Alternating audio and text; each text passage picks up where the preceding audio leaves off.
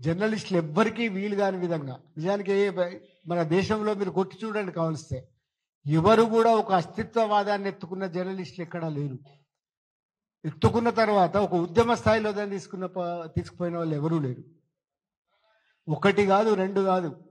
Telangana journalist forum పుట్టడంతో పాటుగా ఒక సంవత్సరం 2 సంవత్సరాల పాటు కొంత స్తబ్దతకు లోనప్పటికీ కూడా ఆ తర్వాత స్తబ్దతకు లోనైన ఉద్యమంలో ప్రతిసారి కూడా దాన్ని ముందుకు తీసుకుపోవడానికి ప్రయత్నం చేసింది తెలంగాణ జర్నలిస్ట్ ఫోరం. రాజకీయ నేతలతో, ఉద్యమ నేతలతో, అట్లాగే ఉద్యమంతో ప్రత్యక్ష పరోక్ష సంబంధాలను పెట్టుకొని ప్రత్యక్షంగా ఉద్యమం చేసిన సంస్థ తెలంగాణ జర్నలిస్ట్ ఫోరం. ఇది ఒక లూజ్ ఆర్గనైజేషన్స్గా ఆర్గనైజ్ చేసినాం. అన్ని సంఘాల వాళ్ళు, అన్ని రకాల వాళ్ళు, A to Z. మీరు RSS అయినా పర్లేదు, RSU అయినా పర్లేదు, కానీ జర్నలిస్ట్ అయితే చాలు. ఎట్లాగైతే తెలంగాణ ఉద్యమం అనుకున్నదో మనం కూడా అట్లాగే జర్నలిస్టులందరినీ కలుపుకొని ఒక లూజ్ ఆర్గనైజేషన్ని నమోదు చేసి దాని ద్వారా ఒక అద్భుతమైన ఆర్గనైజేషన్, లూజ్ ఆర్గనైజేషన్ కానీ ఒక అద్భుతమైన ఉద్యమాన్ని చేసినాం. ఈ హైదరాబాద్లో ఏ మూలకు పోయినా మన పాదముద్ర ఉంటుంది.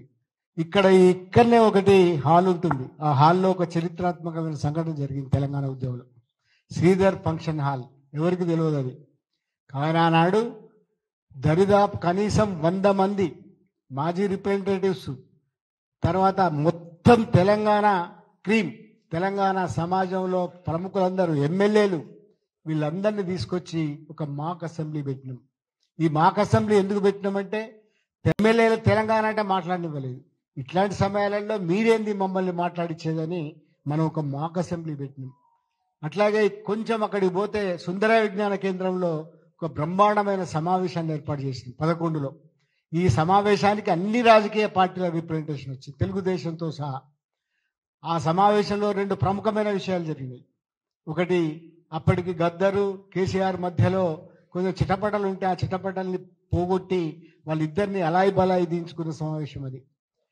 ఇప్పుడున్న పోచారం శ్రీనివాసరెడ్డి ఇప్పుడు కాంగ్రెస్లో ఉన్నట్టున్నాడు ఆయన.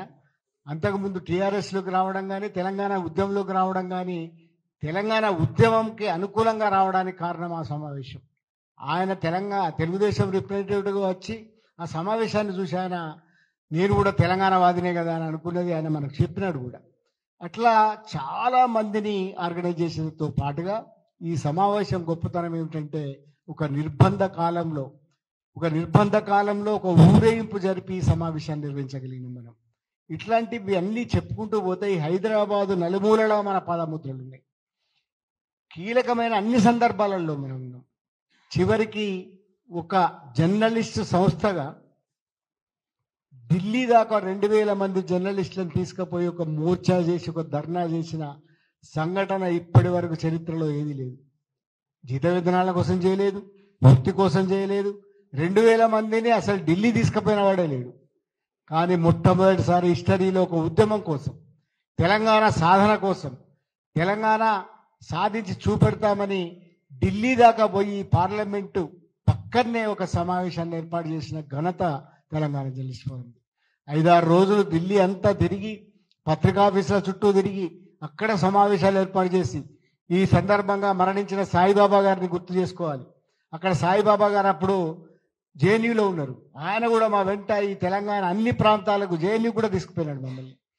ప్రతి మీటింగ్